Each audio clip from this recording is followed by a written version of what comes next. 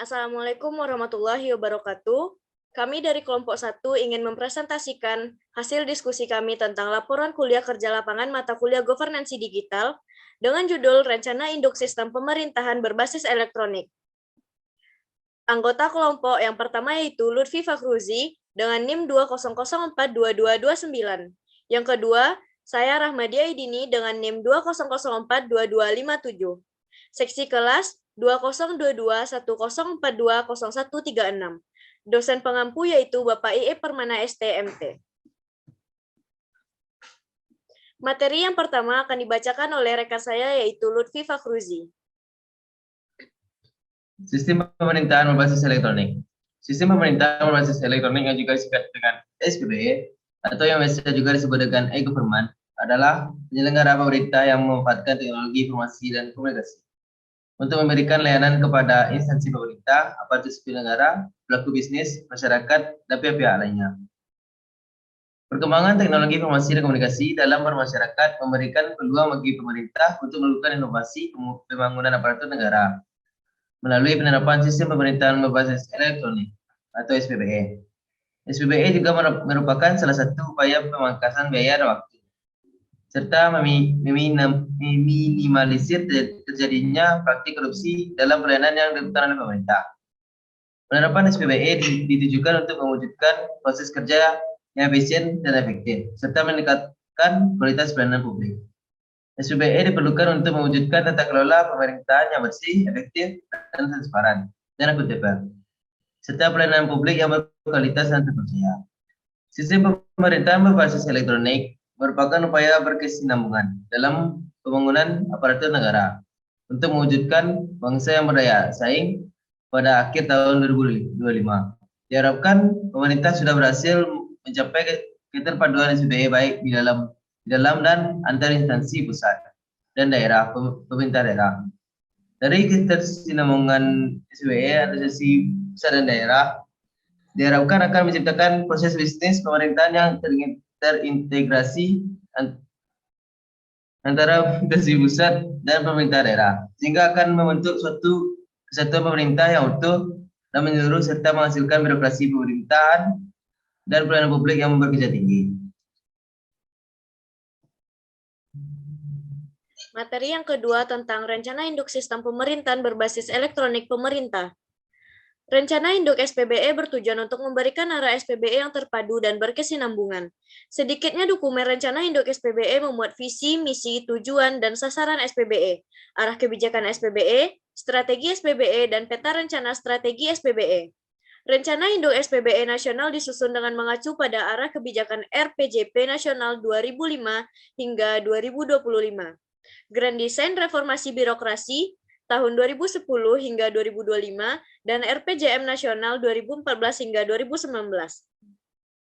Pencapaian visi SPBE yang terpadu dan menyeluruh memiliki peran yang sangat penting di dalam penyelenggaraan pemerintahan untuk mewujudkan birokrasi pemerintahan yang terpadu dan berkinerja tinggi, meningkatkan kualitas pelayanan publik, mewujudkan tata kelola pemerintahan yang bersih, efektif, efisien, transparan, dan akuntabel, dan pada akhirnya mampu mewujudkan bangsa yang berdaya saing. Hal ini sama dengan rencana induk SPBE menurut Perpres nomor 95 yang berisi tentang perencanaan strategis SPBE yang mencakup seperti hal-hal di atas.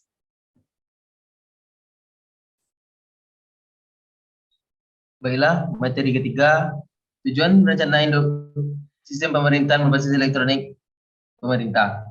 Hal ini tertuang pada Peraturan Presiden Nomor 95 Tahun 2014 tentang Sistem Pemerintahan Berbasis Elektronik. SPBE ditujukan untuk mewujudkan tata kelola pemerintahan yang bersih, efektif, transparan, dan akuntabel, serta pelayanan publik yang berkualitas dan terpercaya. Tujuan SPBE adalah mewujudkan tata kelola pemerintah yang bersih, efektif, transparan, dan akuntabel. Yang kedua, meningkatkan efisiensi dan keterpaduan penyelenggaraan SPBE. Prinsip dari SPBE adalah yang pertama, efektivitas. Pemanfaatan sumber daya yang mendukung SPBE yang berhasil guna sesuai dengan kebutuhan. Kedua, efisien. Optimalisasi pemanfaatan sumber daya yang mendukung SPBE itu berguna. Ketiga, keterpaduan. Pengintegrasian sumber daya yang mendukung SPBE. Yang keempat, interoperabilitas. Koordinasi dan kolaborasi antar proses bisnis dan sistem elektronik dalam rangka pertukaran data, informasi, atau layanan SPBE. Yang kelima, kesinambungan. Keberlanjutan SPBE secara terencana, bertahap, dan terus-menerus sesuai dengan perkembangannya. Yang keenam, keamanan. Merupakan kerahasiaan, keutuhan, ketersediaan, keaslian, dan kenirsangkalan sumber daya yang mendukung SPBE. Yang ketujuh, akuntabilitas. Kejelasan fungsi dan pertanggungjawaban dari SPBE. Ruang lingkup rencana, rencana induk sistem pemerintahan berbasis elektronik pemerintah. Ruang lingkup dalam rencana induk sistem pemerintahan berbasis elektronik provinsi meliputi beberapa hal pokok, yaitu yang pertama, pemahaman dasar kondisi SPBE pemerintah Pekanbaru, yang meliputi kondisi saat ini, beserta permasalahannya dan kondisi yang diinginkan di masa akan datang. Yang kedua, perencanaan strategis yang meliputi visi, misi, arah kebijakan, strategi, beserta program dan kegiatan untuk mengatasi permasalahan dan memenuhi kebutuhan yang diinginkan. Yang ketiga, peta rencana yang menjelaskan strategi pentahapan beserta program dan kegiatannya, sebagai penjabaran dari perencanaan strategis agar mencapai tujuan yang diharapkan dan mendapat dukungan dari berbagai pemangku kepentingan. Yang keempat, arsitektur SPBE yang mendeskripsikan kerangka dasar model integrasi proses bisnis, data dan informasi, infrastruktur SPBE, aplikasi SPBE, dan keamanan SPBE untuk menghasilkan layanan SPBE yang terintegrasi. Materi kelima, implementasi rencana induk sistem pemerintah berbasis elektronik dengan studi kasus pemerintah di Kota Pekanbaru. Pemerintah Kota Pekanbaru senantiasa berupaya menciptakan tata kelola pemerintahan yang profesional, efektif dan efisien dengan menerapkan tata kelola sistem pemerintah berbasis elektronik sesuai dengan peraturan Presiden nomor 95 tahun 2018 tentang sistem perencanaan pemerintahan berbasis elektronik. SPBE ditujukan untuk mewujudkan tata kelola pemerintah yang bersih, efektif, transparan, dan akuntabel, serta pelayanan publik yang berkualitas dan terpercaya. Adapun inovasi yang dilakukan oleh Pemkot Kota Pekanbaru adalah yang pertama, dimensi smart governance. Yang pertama yaitu Pekanbaru Learning Center, sebuah platform learning management system atau disingkat dengan LMS yang digunakan untuk pengembangan potensi PNS di lingkungan pemerintah Kota Pekanbaru.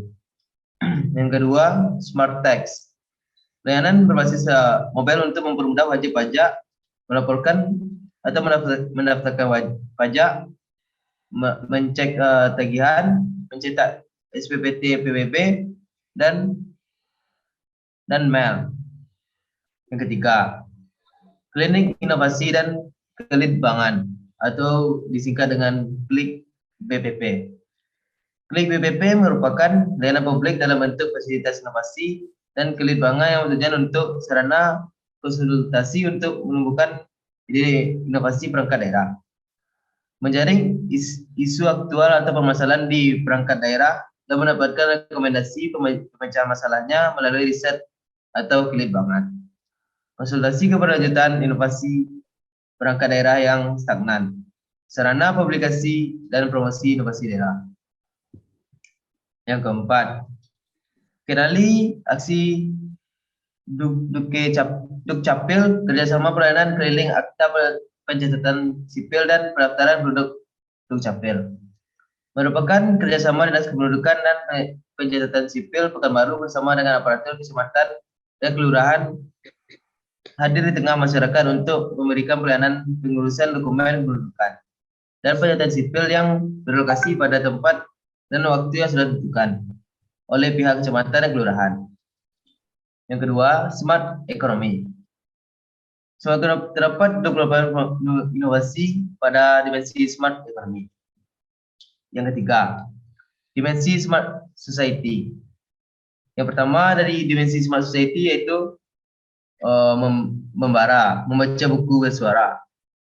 Merupakan kegiatan mengenalkan dunia literasi kepada anak-anak sedini mungkin melalui media suara yaitu dengan membaca buku tanpa perlu dibaca. Format buku audio ini memberikan keleluasan bagi pembaca untuk menikmati buku-buku dengan seru dan menyenangkan. Kedua, si penduduk atau disingkat dengan Sistem Informasi Pelayanan Terpadu Kependudukan. Sistem Informasi Pelayanan Terpadu Kependudukan atau si penduduk merupakan sistem informasi yang dikelola di Sduk Capil dalam melayani berkas administrasi kependudukan masyarakat. Yang ketiga, terdapat 98 inovasi pada dimensi Smart Society. Yang keempat, dimensi Smart Living. Yang pertamanya ada yaitu Smart Rescue.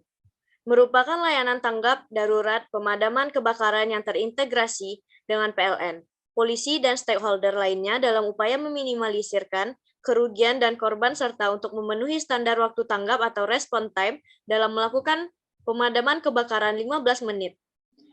Yang kedua, desinfektan otomatis pada Transmetro Pekanbaru.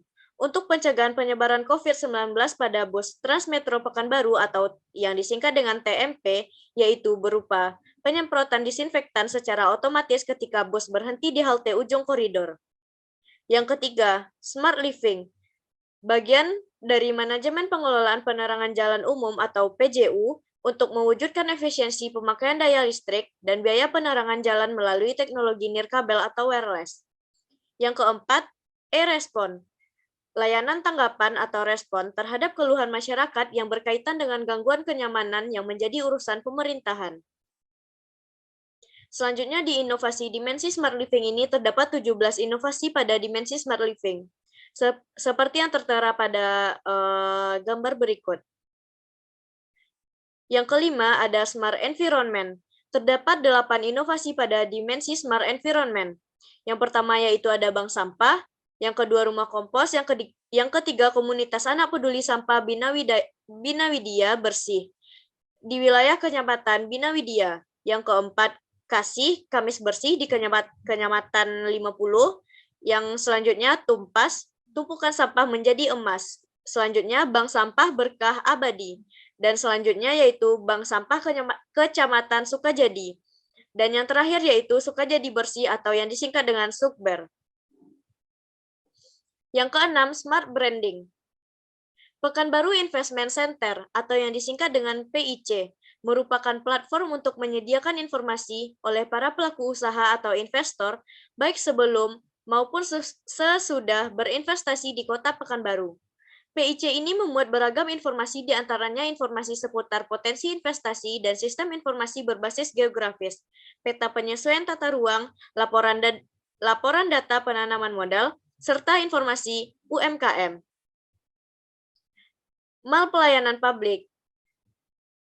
MPP dirancang oleh Kemenpan RB sebagai bagian dari perbaikan menyeluruh dan transformasi tata kelola pelayanan publik yang berbagai jenis pelayanan pada satu tempat, penyederhanaan dan prosedur serta integrasi pelayanan pada mal pelayanan publik akan memudahkan akses masyarakat dalam mendapatkan berbagai jenis pelayanan, serta meningkatkan kepercayaan masyarakat kepada penyelenggara pelayanan publik.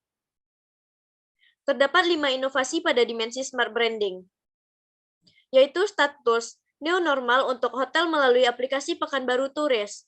Yang kedua, aplikasi Pekanbaru Smart Tourist. Yang ketiga, promosi bisnis atau Probis. Yang keempat, Pekanbaru Investment Center atau yang disingkat dengan PIC. Dan yang terakhir yaitu Mall Pelayanan Publik. Baiklah, sekian hasil presentasi dari kelompok 1. Selanjutnya, kami akan menyampaikan kesimpulan terkait laporan kuliah kerja lapangan kami. Baiklah, kesimpulan dari materi yang di atas yaitu sistem pemerintah berbasis elektronik yang juga disingkat dengan SBE atau yang bisa disebut dengan e-government adalah penyelenggaraan pemerintah yang memanfaatkan teknologi informasi dan komunikasi untuk memberikan layanan kepada instansi pemerintah, aparatur sipil negara, pelaku bisnis, masyarakat, dan pihak-pihak lainnya. SPBE juga merupakan salah satu pemangkasan biaya dan waktu, serta meminimalisir terjadinya praktik korupsi dalam pelayanan yang dilakukan oleh pemerintah. Penerapan SPBE ditujukan untuk mewujudkan proses kerja yang efisien dan efektif, serta meningkatkan kualitas pelayanan publik. SPBE diperlukan untuk mewujudkan tata kelola pemerintah yang bersih, efektif, dan transparan, dan akuntabel, serta pelayanan publik yang berkualitas dan terpercaya. Sistem pemerintahan berbasis elektronik merupakan upaya berkesinambungan dalam pembangunan aparatur negara untuk mewujudkan bangsa yang berdaya saing. Pada tahun 2021, Kementerian Hukum dan Hak Asasi Manusia memperoleh indeks 3,68 dari skala 5 dari hasil evaluasi penyelenggaraan SPBE yang diselenggarakan oleh Kementerian Pendayagunaan Aparatur Negara dan Reformasi Birokrasi.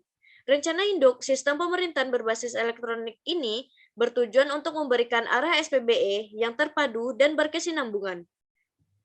Pencapaian visi SPBE yang terpadu dan menyeluruh memiliki peran yang sangat penting di dalam penyelenggaraan pemerintah untuk mewujudkan birokrasi pemerintahan yang terpadu dan berkinerja tinggi. Meningkatkan kualitas pelayanan publik, mewujudkan tata kelola pemerintahan yang bersih, efektif, efisien, transparan, dan akuntabel, dan pada akhirnya mampu mewujudkan bangsa yang berdaya saing. Hal ini seperti yang tertuang pada Peraturan Presiden Nomor 95, sistem pemerintahan berbasis elektronik ditujukan untuk mewujudkan tata kelola pemerintahan yang bersih, efektif, transparan, dan akuntabel, serta pelayanan publik yang berkualitas dan terpercaya. Baiklah, sekian hasil diskusi dari kelompok 1. Saya Rahmadia Aidini dan rekan saya Lutfi Fakruzi. Semoga hasil dari laporan kuliah kerja lapangan kami bermanfaat. Sekian, terima kasih. Assalamualaikum warahmatullahi wabarakatuh.